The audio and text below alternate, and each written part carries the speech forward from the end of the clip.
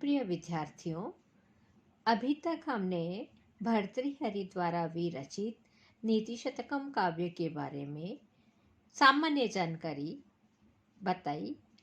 भर्तृहरि की रचनाओं के बारे में, उसके पश्चात नीति शतक का प्रतिपाद्य विषय क्या है, मुक्तक काव्य किसे कहते हैं, इन सब विषय पर चर्चा की है।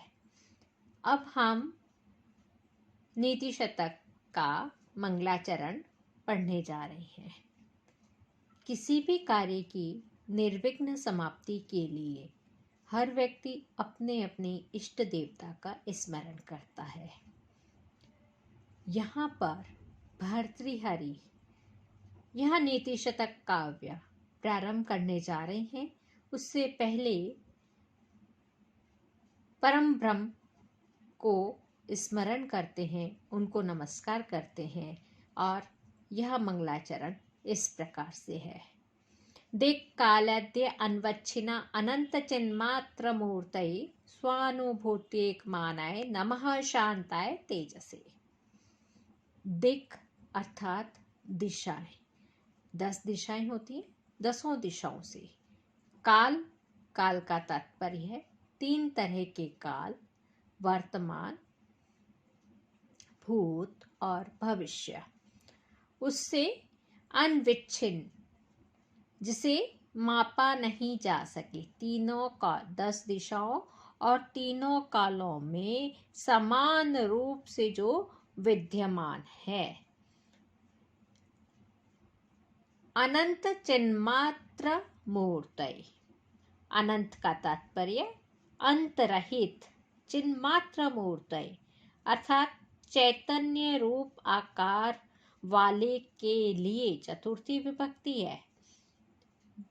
दिक्, काल, आदि, आद्य, अनवच्छिन्न, अनंत, चिन्मात्र मूर्तये, 10 दिशाओं से, तीनों कालों से, जिसे मापा नहीं जा सकता, ऐसे के अनंत यानी अंत रहित, चिन्मात्र मूर्तये चैतन्य रूप आकार वाले, केवल जिसमें चैतन्य है, ऐसे चैतन्य स्वरूप वाले, स्वानुभूत्येक मानाय अपने अनुभव मात्र से जिसे जाना जा सकता है, ऐसे तेज से ज्योतिपुंज परमात्मा के लिए शांताय, जो कि कैसा है, कल्याण करने वाला है, कल्याण करने वाले के लिए, ऐसे ज्योतिपुंज परमात्मा के लिए नमः, नमस्कार है।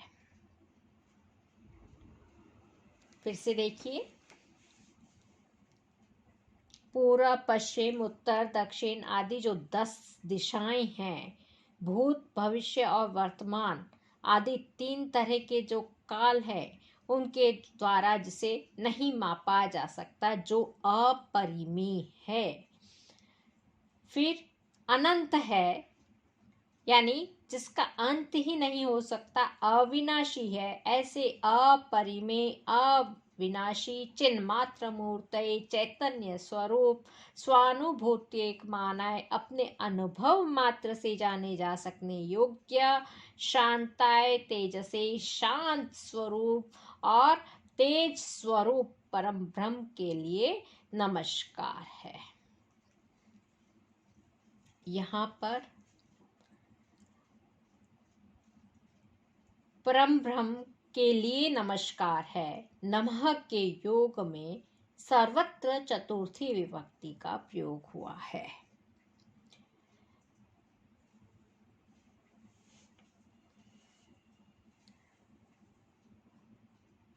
नीति शतककार महाकवि भर्तृहरि यहाँ परम पिता परमेश्वर को प्रणाम करते हुए कह रहे हैं कि वह ब्रह्म 10 दिशाओं तथा 3 कालों आदि से अपरिच्छिन्न है। ब्रह्म को देश काल आदि से सीमाबद्ध नहीं किया जा सकता और परमात्मा त्रिकाल बाधित है तथा समस्त ब्रह्मांड में समान रूप से विद्यमान है। परमात्मा अनंत है, उसका कभी भी अंत नहीं हो सकता। ऐसे दृश्यमान जगत आदि अंत स्वरूप वाले हैं, परंतु परमेश्वर अनंत है। परमेश्वर चैतन्य स्वरूप है, ब्रह्मांड के कण कण में विद्यमान है। और कवि कह रहा है कि यह केवल आत्मा अनुभव का विषय है। आत्मा अनुभूति के द्वारा ही उस परम ब्रह्म परमात्मा को जाना जा सकता है। योगी पुरुष आत्मा साक्षात्कार द्वारा ही परमात्मा की अनुभूति करते हैं। परमात्मा शांत स्वरूप है।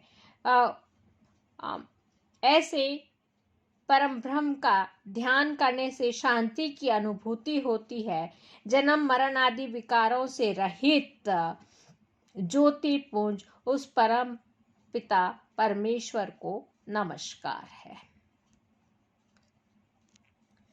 इसके अलावा इसमें अनुष्टुप छंद है। अनुष्टुप छंद का लक्षण है श्लोके षष्ठम गृगेयम सर्वत्र लघु पंचमम द्विचतुष्पादयो ह्रस्वः स्वत्वम दीर्घम अन्ययो इति। ग्रंथ की निर्विघ्न समाप्ति के लिए यह मंगलाचरण किया गया है। मंगलाचरण 3 प्रकार का होता है: आशीर्वादात्मक, नमस्कारात्मक, वस्तु निर्देशात्मक। यहाँ पर नमस्कारात्मक मंगलाचरण है और इसमें महाकवि भर्तृहरि ने परमात्मा को नमस्कार किया है। अनुप्रास अलंकार है। काव्यात्मक टिप्पणी: दिक् कालाद्य अन्वच्छिन्न दिशश्च कालश्च इति आदौ येषां ते तई बहुव्रीहि समास है। अन्वच्छिन्ना अनंत, अन्वच्छिन्न धन अनंत दीर्घ संधि है। अकह स्वर्ण दीर्घ सूत्र से दीर्घ होता है। अनंत न अंत इति अनंत। न्या समास है। मूर्ति पद में मूर्ति पद है, शब्द है और उससे चतुर्थी विभक्ति एक वचन से मूर्तये बनता है। स्वानुभूति, स्वस्य अनुभूति इति स्वानुभूति षष्ठी तत्पुरुष समास।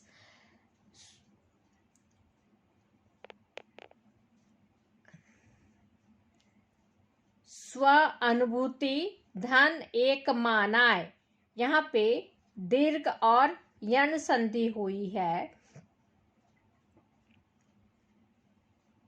स्वभावोक्ति अलंकार है क्योंकि यहाँ पर परम ब्रह्म का स्वाभाविक व चमत्कार पूर्ण वर्णन हुआ है।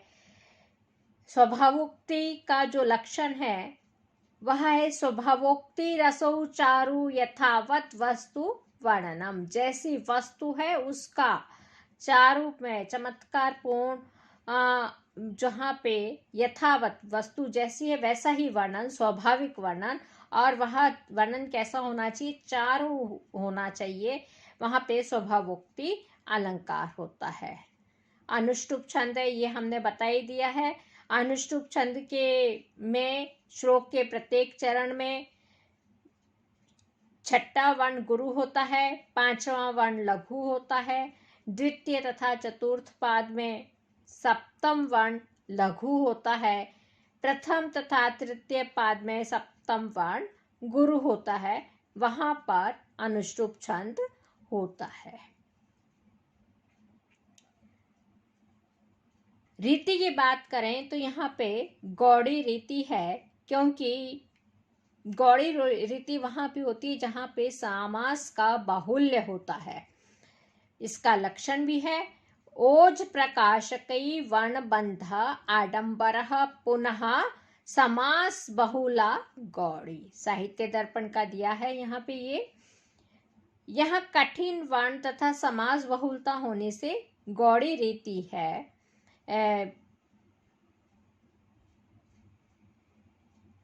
आपको जब भी इस तरह का कोई भी पद्य व्याख्या के लिए आता है तो सबसे पहले तो प्रसंग लिखना होता है। प्रसंग में आप लिखेंगे यह जो पद्य है, प्रस्तुत पद्य भर्तृहरि द्वारा विरचित नीति शतकम नामक मुक्तक काव्य से लिया गया है।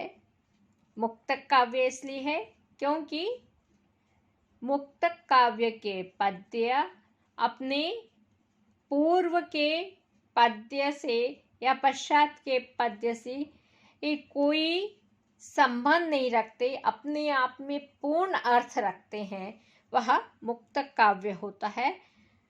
भर्तृहरि का यह ग्रंथ नीति शतक ग्रंथ कैसा है? मुक्तक काव्य है और यह पद्य वहीं से लिया गया है।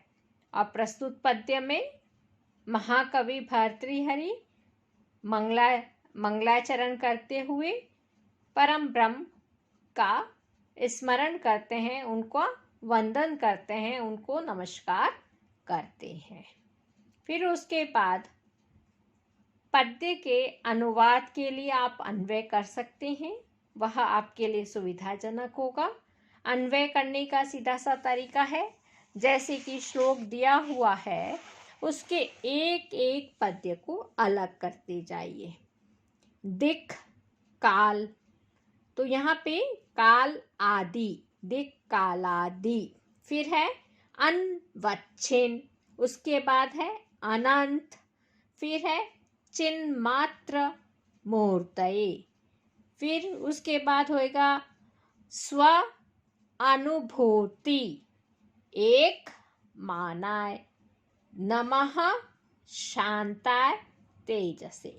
क्रियापद अंत में आता है तो आप क्या कहेंगे? दिक् काल आदि अन्वच्छिन्न अनंत चिन्मात्र मूर्तये स्वानुभूति एक मानाय शांताय तेजसे नमः, यह इसका अन्वय हो जाता है। उसके बाद अनुवाद करेंगे, अनुवाद करने के बाद आप इसकी व्याख्या करेंगे। व्याख्या करने के बाद इसमें जो अलंकार है, टिप्पणी लिखेंगे अलंकार के बारे में, कौन सा अलंकार है, छंद कौन सा है, व्याकरण की टिप्पणी लिखेंगे और रीति के बारे में बताएंगे, कौन सी रीति है, कौन सा गुण है। ये सारा वर्णन करने के बाद इस श्लोक की व्याख्या पूर्ण होती है। इसी तरह से हमें आगे के भी श्लोक पढ़ने हैं। आज यहीं पे समाप्त करते हैं। सर्वे भवन्तु सुखिनः, सर्वे सन्तु निरामयाः, सर्वे भद्राणि पश्यन्तु, मा कश्चित् दुःखभाग् भवेत्। ओम शांति शांति शांति। धन्यवाद।